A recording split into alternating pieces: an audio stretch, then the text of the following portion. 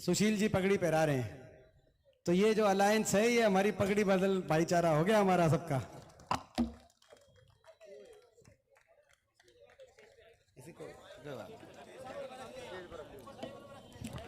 हमारे बीच में बहुत बहुत धन्यवाद कॉमरेड साहब, और सारे वाल्मीकि समाज का भी हम बहुत धन्यवाद करते हैं जो मान सम्मान किया। हमारे बीच में हमारे कुरुक्षेत्र से इंडिया गठबंधन के हमारे प्रत्याशी और आम आदमी पार्टी हरियाणा के प्रदेश अध्यक्ष, जिनके साथ बहुत पुराना हमारा संबंध है, हुड्डा साहब का संबंध है, मेरा संबंध है। मुझे याद है वो दिन आज भी, जब आदरणीय सुशील जी कांग्रेस पार्टी में थे, दिल्ली से चुनाव लड़ रहे थे। आज वो दिन मुझे यूं का यूं याद है। आपकी एक चुनाव प्रचार की सभा में आपने आमंत्रित किया था, वहां आपके लिए चुनाव प्रचार करने दिल्ली जाने का मुझे अवसर मिला था। मैं धन्यवाद करता हूं। आज आप यहां पर रोहतक में आपके हाथों हमारे गठबंधन की आपके नेतृत्व में हमारे गठबंधन की यहाँ पे बैठक आम आदमी पार्टी ने आयोजित करने का काम किया है, जिसमें बाकी सब लोग शामिल हुए हैं। मुख्यतः मैं आम आदमी पार्टी का धन्यवाद करना चाहता हूं आपके नेतृत्व में कि आज की ये बैठक आम आदमी पार्टी द्वारा इंडिया गठबंधन के लिए यहाँ पे मुख्यतः आयोजित की गई है। और सुशील जी को मैं आश्वासन दिलाना चाहता हूं, आप यहाँ पे आए हैं, आप हमारा साथ देने आए हैं, आप मेरा साथ देने आए हैं, सवा करके कुरुक्षेत्र में आपकी मदद करके हम आपका साथ वहां पर पहुंचेंगे और आपको मजबूती वहां प्रदान करने का काम करेंगे। आपको जिताने का वहां पे हम काम के लिए दिन रात कांग्रेस पार्टी और पूरा गठबंधन, मैं देख रहा हूं जब ये मैं कह रहा हूं तो हमारे कांग्रेस साथी भी उतनी जोरी से हामी भर रहे हैं, तो हम लोग सारे मिलकर आपको जिताने के लिए दिन और रात वहां पर भी एक करेंगे। हमारे बीच में हमारे आदरणीय कॉमरेड साहब इंद्रजीत सिंह जी, जिनका व्यक्तिगत रूप से हुड्डा साहब भी हमेशा उनका सम्मान करते हैं, हमेशा उनके मुख से उनके लिए सम्मान भरे शब्द हमने सुने हैं, और आज से नहीं बचपन से। और मैं भी व्यक्तिगत रूप से जिनसे प्रभावित हूँ, उन्होंने इतना लंबा संघर्ष किया हमारे अपने जीवन में, अपने लक्ष्य को लेकर, अपने सिद्धांतों को लेकर। ये कोई साधारण बात नहीं है अपने जीवन में ऐसा तप करना, इससे हमें प्रेरणा मिलती है कॉमरेड साहब आपसे, आदरणीय इंद्रजीत सिंह जी, आदरणीय हमारी कॉमरेड बहन जगवंती सांगवान जी, उनका भी मैं व्यक्तिगत बहुत उनका सम्मान हम करते हैं। उनके भी हमारे पारिवारिक संबंध भी हैं, जो है मैं समझता हूँ कि शायद चाहे वो जो है मेरी माता जी के साथ उनके एक व्यक्तिगत संबंध हो, चाहे हुड्डा साहब के, चाहे हमारे, तो आज हमें बड़ी खुशी है कि पूरा परिवार हमारा इंडिया गठबंधन का यहाँ पर एक मंच पे जो दिखाई दे रहा है। मैं धन्यवाद दोबारा से आम आदमी पार्टी का विशेष तौर से करना चाहूँगा, जिन्होंने आज ये इनिशिएटिव लिया और रोहतक में इस सभा का करने का इन्होंने आम आदमी पार्टी ने, कुछ दिन पहले कुरुक्षेत्र के अंदर कांग्रेस कार्यालय में कांग्रेस पार्टी की सभा हुई थी, वहाँ पे हुड्डा साहब उदय भान जी गए थे, सुशील गुप्ता जी के जो है जब चुनाव का शुरुआत बिगुल बजा तो वहाँ पर साथ देने के लिए सभा कांग्रेस ने करी थी। आज ये आम आदमी पार्टी ने इसमें इनिशिएटिव लिया। बाकी मैं धन्यवाद कॉमरेड हमारे सीपीएम के सभी वरिष्ठ नेताओं का, कार्यकर्ताओं का, और कांग्रेस के कार्यकर्ता जो आज इसमें आए और इंडिया की गठबंधन की यहाँ बैठक को सफल रूप देने का काम किया। सही कहा, बहुत सी बातें मुझसे पहले कह चुके हैं, मैं उन बातों को दोहराना नहीं चाहूँगा। हम लड़ाई लड़ रहे हैं बदलाव की, हम लड़ाई लड़ रहे हैं हरियाणा के भविष्य को बचाने की, हमारे इस क्षेत्र के भविष्य को बचाने की, देश में संविधान को, प्रजातंत्र को बचाने की हम लड़ाई लड़ रहे हैं, नौजवान के भविष्य को बचाने की, किसान के सम्मान को बचाने की, महिलाओं के सम्मान को बचाने की, देश में प्यार, प्रेम, भाईचारे को बचाने की हम लड़ाई लड़ रहे हैं। और इस लड़ाई में हमको एकजुटता से आगे कदम से कदम मिलाकर आगे बढ़ना होगा। आज 10 साल की सरकार के बाद आज आकलन करने का देश की जनता और प्रदेश की जनता के पास समय आया कि 10 साल के बाद इन्होंने कैसा राज चलाया, उसका फैसला किया जाए। जैसे मैंने कहा कि हम हरियाणा की मैं बात करूं और उसके बाद देश की बात करिए। पर हरियाणा प्रदेश देश में जो विकास के अग्रणी राज्यों में हुआ करता था, 2014 से पहले प्रति व्यक्ति आय में नंबर 1 थे हरियाणा, प्रति व्यक्ति निवेश में हरियाणा नंबर 1 था, खिलाड़ियों के सम्मान में हरियाणा का उदाहरण दिया जाता था। 10 साल तक कांग्रेस की सरकार है, हुड्डा साहब के नेतृत्व में, कभी हरियाणा में कोई लड़ाई झगड़ा नहीं हुआ, आपस में तनाव नहीं हुआ, किसी वर्ग को कोई आंदोलन या धरना देना नहीं पड़ा। 10 साल खुशहाली से हरियाणा विकास के रास्ते पे आगे बढ़ रहा था। अच्छे दिनों का नारा आया, लोगों ने सोचा कि शायद कुछ और अच्छा हो, इनको मौका दो, भाजपा को मौका दिया जाए, मगर वो अच्छे दिन नहीं आए। 10 साल के बाद वो हरियाणा जो विकास में आगे था, आज देश में नंबर 1 पे पहुंचा दिया इस सरकार ने। दोनों सरकारों ने मिलाकर, केंद्र और भाजपा की सरकार ने तो बेरोजगारी में नंबर 1 पर पहुंचा दिया हरियाणा।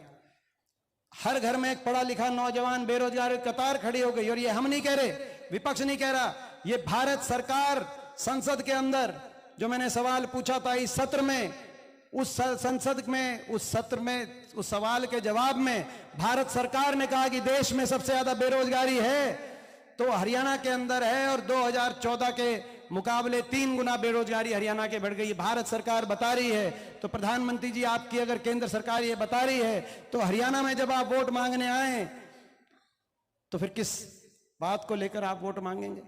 बेरोजगारी में देश में सबसे, क्यों बेरोजगारी? निवेश हुआ नहीं, कोई औद्योगिक क्षेत्र लगा नहीं, कोई आईएमटी लगी नहीं, कोई बड़ी परियोजना आई नहीं, और सरकारी क्षेत्र के रोजगार को समाप्त करने की नीति पे सरकार, चाहे केंद्र की हो चाहे प्रदेश की हो, सारे रोजगारों को समाप्त करने का काम इस सरकार में आप देख रहे हैं।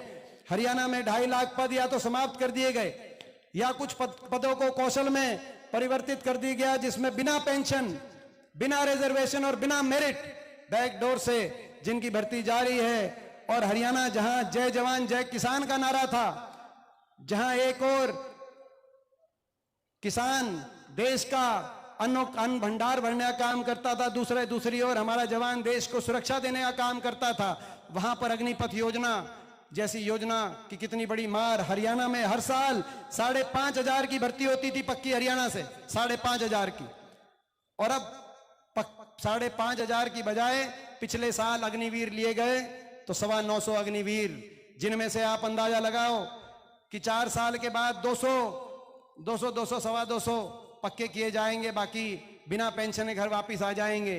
पहले ऐसे समय था कि किसी की फौज में पक्की भर्ती हो जाए तो सगाई लेके घर पहुंच जाते थे। अब 18 साल में अगर वो भर्ती होगा और 21-22 साल में बिना पेंशन के घर वापस आ जाएगा, तो अब कोई रिश्ते लेके जाओगे तो भी आगे कोई रिश्ते वाले जो है आगे मुश्किल हो जाती। ये स्थिति आ गई। फौज भी, गर्व था हमें देश की फौज पे। एक ऐसा संस्थान, मैं राजनीति से ऊपर उठ के बात करना चाहता हूं, जिसने हमेशा देश के तिरंगे को ऊंचा रखने का काम किया। एक ऐसा संस्थान देश का जिस पे कोई उंगली नहीं उठा सकता। 75 साल के इतिहास में मैं राजनीति से ऊपर उठ के बात कहूंगा, चाहे वो 71 की बात हो, चाहे देश में उस समय इंदिरा जी के नेतृत्व में कांग्रेस की सरकार हो जब पाकिस्तान के 2 टुकड़े हुए हों, या फिर वो 99 की बात हो जब अटल बिहारी वाजपेयी जी के नेतृत्व में बीजेपी की सरकार हो, लेकिन उस समय भी कारगिल के अंदर पाकिस्तान का शीश झुकाने का काम किया था तो भारत की फौज ने किया था, जय हिंद की सेना ने किया था, जो पक्की भर्ती से जाती। इस सेना पे हमें गर्व होना चाहिए था। किसी ने मांग नहीं करी, किसी के घोषणा पत्र में नहीं था, ना तो फौज ने मांग करी। आज नरवणे जनरल बाहर जब फौज से बाहर आए तो उन्होंने कहा कि हमारी कोई मांग नहीं थी। हमें तो आश्चर्य हुआ, ना फौज ने मांग करी, ना किसी पार्टी के घोषणा पत्र में था, ना नौजवानों ने मांग करी। आज खाली हो गए गांव के स्टेडियम, जहां दंड बैठक रेस लगाने के लिए सुबह नौजवान निकलता था हमारे हरियाणा प्रदेश का, इस इलाके का, कि फौज में जाऊंगा, देश के लिए सर्वोच्च निछावर करूंगा। आज खाली हो गए, वहां पर कोई रौनक नहीं दिखाई देती। कोचिंग सेंटर खाली हो गए फौज में। आज ऐसी स्थिति आ गई। देश में सबसे ज्यादा बेरोजगारी हरियाणा में, बेरोजगारी गर्त में धकेल दिया हरियाणा के नौजवान को, और ऐसी चौराहे पे खड़े कर दिया, कहीं डिप्रेशन, कहीं नशे की तरफ। नशा कितना बढ़ गया मुझे बताने की जरूरत नहीं। दूध दही का खाना था ऐसा मेरा हरियाणा था, आज देश में नशे में नंबर 1 हरियाणा बना दिया। ये इस सरकार की देन है। और कई जिलों में पलायन, जहां से सुशील गुप्ता जी जहां से चुनाव लड़ रहे हैं, कोई गांव नहीं, कुरुक्षेत्र में, जहां पिछले 5-7 साल में पलायन की तरफ अपना घर बार बेचकर, अपना सब कुछ गिरवी रखकर, पनामा के रास्ते पे जान हथेली पे लेकर विदेशों की तरफ अपना भविष्य, हरियाणा के ऐसा अंधकार। और हरियाणा की सरकार ऐसी सरकार निकली, आज बेरोजगारी में नंबर 1, महंगाई में देश में नंबर 1, सबसे महंगी डीजल पेट्रोल रसोई गैस का सिलेंडर और कहीं है तो हरियाणा आइए। पहले हमने लिखा हुआ था कि सस्ता डीजल पेट्रोल चाहिए, जब हमारी सरकार थी हुड्डा साहब के नेतृत्व में, सुशील जी, हर जगह बोर्ड लगा हुआ था सस्ता डीजल पेट्रोल चाहिए तो हरियाणा आइए। अब दोनों तरफ, इधर दिल्ली में आपकी, इधर जो है अपना पंजाब में आपकी, अब उल्टे बोर्ड लगे हुए हैं कि सस्ता डीजल पेट्रोल चाहिए। हरियाणा सबसे ज्यादा महंगाई और सबसे महंगा बिजली का बिल, क्योंकि जिस समूह के साथ, अदानी समूह के साथ हमारी सरकार थी, समझौता हुआ 20 साल का पावर परचेज एग्रीमेंट, ये सरकार बदली, पहली बार देश के इतिहास में समझौता बदल दिया, महंगी बिजली लेने का फैसला कर दिया।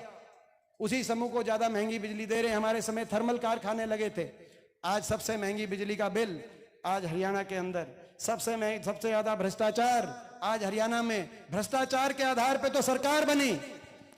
ये जो बीजेपी जेजेपी की सरकार है, आपको याद होगा दुष्यंत चौटाला का नारा ये नहीं था कि बीजेपी को समर्थन दो, जो वोट काटू बता रहे हैं आज सुशील गुप्ता। एक कहता था 75 पार, पिछले चुनाव में 2019 के चुनाव में खट्टर साहब कहते थे 75 पार, कहते थे कि नहीं कहते थे? मैं आपसे सवाल पूछना चाहता हूं। एक कहता था 75 पार और दूसरा कहता था बीजेपी को करो जमुना पार, यही नारा था। एक कहता था 75 पार, दूसरा कहता था जमुना पार। इलेक्शन होते ही दोनों बन गए पक्के यार, और हरियाणा बना दी भ्रष्ट सरकार। लोगों को कह दिया 5100 बुढ़ापा पेंशन पे समझौता कर लिया। मैं पूछना चाहता हूं, 5 साल बीत गए, चुनाव आचार संहिता लग गई, वो 5100 पेंशन कहां गई? 5100 की पेंशन का समझौता नहीं था, प्रदेश की जनता को लूटने का समझौता था, भ्रष्टाचार का समझौता था, महकमे आपस में बांटने का समझौता था, भ्रष्टाचार की फाइलों को बंद कराने का समझौता था। और महकमे बांटकर कोई शराब के महकमे से लूट रहा है, कोई एक्साइज के महकमे से किसने लूटा, माइनिंग के महकमे से किसने लूटा, सारी लिस्ट तो शायद हमारे पास भी नहीं, हम विपक्ष के हैं, सारी जानकारी निकलवाने की कोशिश करते हैं, नहीं निकलती। लेकिन सारी पोल इन्हीं के विधायक दादा राम कुमार गौतम जी ने समझौता होते ही खोल दी थी और कह दिया था कि खोपर बढ़ गया सरकार में और एक लाई जीमने लग रहा है। यही कहा था कि नहीं कहा था? जीमने का समझौता था जनता की जो है, तो ये जीमने का समझौता, भ्रष्टाचार, खुले एक डंके पे चोट पे भ्रष्टाचार। मगर ये सब हरियाणा को विकास की पटरी से उतारकर बेरोजगारी, भ्रष्टाचार,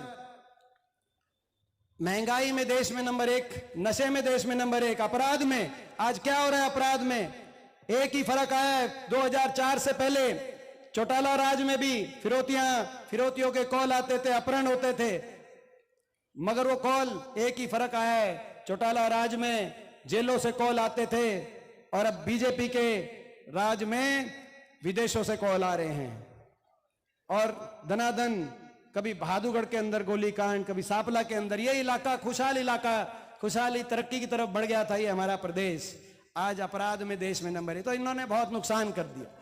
लेकिन अगर काम ना भी करते तो हरियाणा प्रदेश का दिल बड़ा था। ये एक ऐसे लोग निकले जिन्होंने काम तो किया नहीं, लेकिन हर वर्ग का मान सम्मान तोड़ने का काम किया, हर वर्ग का तिरस्कार करने का काम किया। किसान 750 किसान अपनी जान 750 किसानों ने कुर्बान कर ली, मगर किसान पे अत्याचार करने वाली सरकार, उनका अपमान करने वाली सरकार। हमारी बेटियों को दिल्ली की सड़कों पे, क्या कसूर था उन बेटियों का, दिल्ली की सड़कों पे घसीटने वाली ये सरकार। एक हमारी बेटी जो हरियाणा के अंदर एक एम्प्लॉई थी, उस बेटी के साथ दुर्व्यवहार हुआ तो एक मंत्री का जब मंत्री पे आरोप लगा तो खट्टर साहब ने विधानसभा में खड़े होकर कहा कि जिस मंत्री संदीप सिंह पे आरोप लगा है वो मंत्री रहेंगे।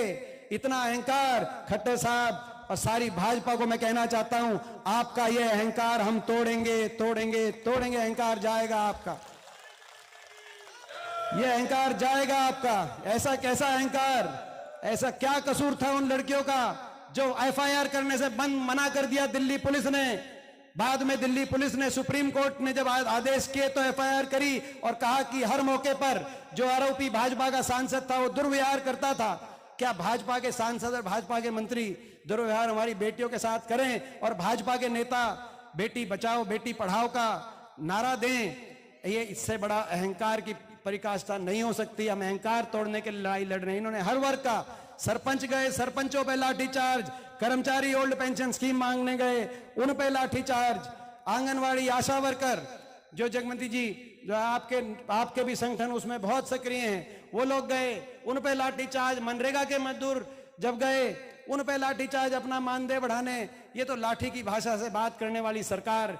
और तो भाई अब लड़ाई लड़नी है, हरियाणा के भविष्य को हमें बचाने की लड़ाई लड़नी है। हरियाणा को विकास तरक्की के रास्ते पे, खुशहाली के तरक्के पे दोबारा लाने की लड़ाई लड़नी है। लेकिन साथ में देश के संविधान को बचाने की लड़ाई और देश की प्रजातंत्र को बचाने की लड़ाई।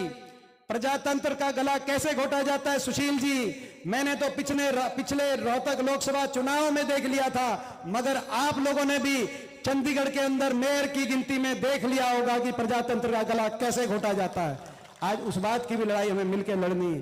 वहां प्रजातंत्र का गला घोटने का काम कैसे किया कर रही है सरकार, और जांच एजेंसियों का दुरुपयोग कैसे कर रही है सरकार, किस तरीके से देश के तमाम विपक्षी नेताओं का निशाने पे लिया जा रहा है। आज हम देख रहे हैं पिछले 1-1.5 महीने में 2 चयनित मुख्यमंत्री, एक कांग्रेस के गठबंधन के हेमंत सोरेन, झारखंड के हमारे मुख्यमंत्री, उनके सीएम मुख्यमंत्री कार्यालय में घुस गई जांच एजेंसी, उनको इस्तीफा देना पड़ा। उनको जेल के अंदर एजेंसी उनके कार्यालय में घुसकर, और एक दिल्ली के अंदर जो हम देख रहे हैं। और केवल यही नहीं, चाहे खड़गे जी हो उनको ईडी समन कर रही है, सोनिया जी को कर रही है, राहुल जी को कर रही है, चौधरी भूपेंद्र सिंह हुड्डा जी को निशाने पे लिया जा रहा है। देश में कोई ऐसा विपक्ष का नेता नहीं है जिस नेता को भाजपा अपने निशाने पे, भाजपा सरकार की एजेंसियां निशाने पे नहीं ले रही। विपक्ष की आवाज ये दबाना चाहते हैं, विपक्ष की आवाज को कुचलना चाहते हैं। मैं बताना चाहता हूं, विपक्ष की आवाज नहीं कुचली जा सकती, हमारी आवाज नहीं कुचली जा सकती। हमारे में वो संस्कार है। मेरे दादा और मेरे परदादा को काले पानी की सजा हुई अंग्रेजों से लड़ते हुए, तो दादा 8 साल अंग्रेजों की काल कोठरी में रहे उनसे लड़ते हुए। हमने अनिल विज जी की एक स्टेटमेंट आई, उन्होंने कहा पीछे जब वो मंत्री थे कि हमने एक जेल में कमरा हुड्डा साहब के लिए तैयार करा रखा है। मैं उनको कहना चाहता हूं, हमारे दादा और परदादा ने देश के लिए, लोगों के लिए लड़ते हुए अंग्रेजों की काल कोठरियों से में अपनी जवानियां बिताई हैं। हम जो है, आप हमारी चिंता ना करो, हमारी आवाज नहीं था। मगर ये क्या, किस तरह से एक राजनीति, किस तरफ राजनीति लेके जा रहे हैं, किस तरह प्रजातंत्र को लेके जा रहे हैं। आज केजरीवाल जी को जिस तरीके से पूरी आम आदमी पार्टी के, पूरी दिल्ली की आपने नाम सही लिया, संजय सिंह हमारे साथ वहां पर सांसद, हम वहां पे लड़ाई लड़ते थे। आज उनके सांसदों को, उनके मंत्रियों को किस तरीके से ये सरकार निशाने पे ले रही है। तो मैं समझता हूं इस लड़ाई में हम आप लोग के साथ हैं। और हम सब 31 तारीख को दिल्ली में भी बड़ी रैली है। ये जो अभी केजरीवाल जी पे जो कार्रवाई हुई, इसकी हम निंदा करते हैं। एक बार हाथ उठा करके हम इस कार्रवाई की आज हम इस सभा के माध्यम से निंदा करते हैं, पूरा इंडिया गठबंधन। और 31 तारीख को जो हमारी दिल्ली की जो सब दिल्ली में सभा है, जनसभा, ज्यादा बड़ी संख्या में हरियाणा से, हम कांग्रेस पार्टी से भी, आपकी पार्टी तो उसमें पहुंचेगी सारी, लेकिन कांग्रेस पार्टी से भी हम वहां पे उस सभा में ज्यादा पहुंचेंगे, ताकि एक गठबंधन का मजबूत मैसेज वहां पर जाए। तो आज संविधान को, लोकतंत्र को बचाने की भी ये लड़ाई है। इस लड़ाई में हम सब एक हुए हैं, देश को, देश के भविष्य को और हरियाणा के, क्योंकि ये सही बात है, ये लोकसभा चुनाव, मगर हरियाणा में परिस्थिति एक और है। लोकसभा चुनाव के कितने महीने बाद विधानसभा चुनाव आएगा? 3 महीने बाद। 3 महीने बाद। तो यहां का जो लोकसभा का नतीजा है वो सीधा विधानसभा को प्रभावित करता है। नहीं तो पिछली बार ही बदलाव हो जाता। जब नतीजा आया तो आपने भी और शायद हमने भी दिल में ये सोचा कि ये 75 पार नहीं तो हो सकता है कि भाई जो है 75 नहीं तो 65 पे आ जाए, 65 नहीं तो 55 पे आ जाए। हमें क्या पता था कि भाई बराबर मैच चल रहा है, लोग पिछली बार ही बदल देते। तो लोकसभा का जो नतीजा है वो हरियाणा का भी आने वाले समय का भविष्य का निर्धारण हरियाणा से होगा। तो मुझे विश्वास है हरियाणा की 10 सीटों पे हमारा गठबंधन जीतेगा, देश के अंदर भी परिवर्तन आएगा और हरियाणा के अंदर भी परिवर्तन का रास्ता बनेगा। मैं आप